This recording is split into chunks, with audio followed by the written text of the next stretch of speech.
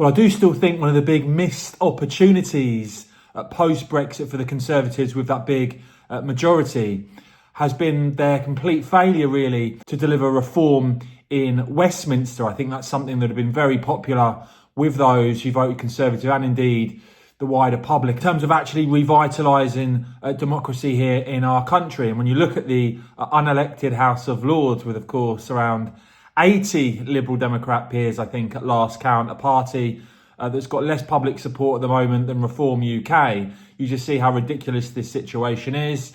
And you've seen time and time again the Lords go toe-to-toe with the government. Frankly, if MPs who are elected by the people vote for a bill, why on earth should there be this ridiculous delay before it's put in place? And you're seeing this again with the Rwanda plan, a largely symbolic vote, I think, by the Lords, at 214 to 171 against the ratification of the UK's new treaty with Rwanda. Now, of course, when it comes to Rishi Sunak's whole Rwanda plan, you've seen the likes of Suella Braverman and Robert Jenrick saying it simply isn't going to work, it doesn't go far enough, it isn't tough enough. Braverman saying that the bill won't stop the boats, it leaves us exposed to litigation in the Strasbourg court. I suspect, by the way, you could see potentially Rishi Sunak and his advisors try and use a bust up with the Lords as the basis for the next snap general election, because you could have a situation whereby Sunak would rather argue during the course of an election campaign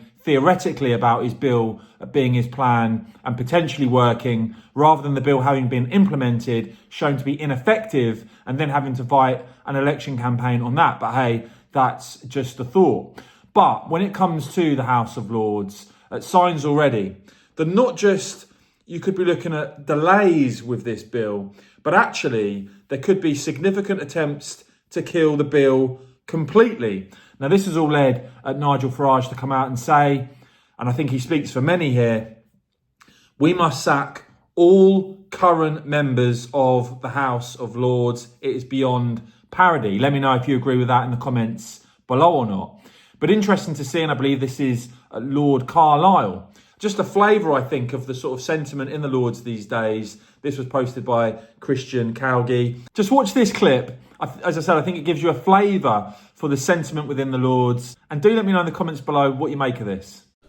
I have been offended by criticism, some of it aimed at me and others who spoke out on the Rwanda subject, that we are unelected nobodies who are simply put here to obey the rule of the democratically elected House. My lords, that is not our role.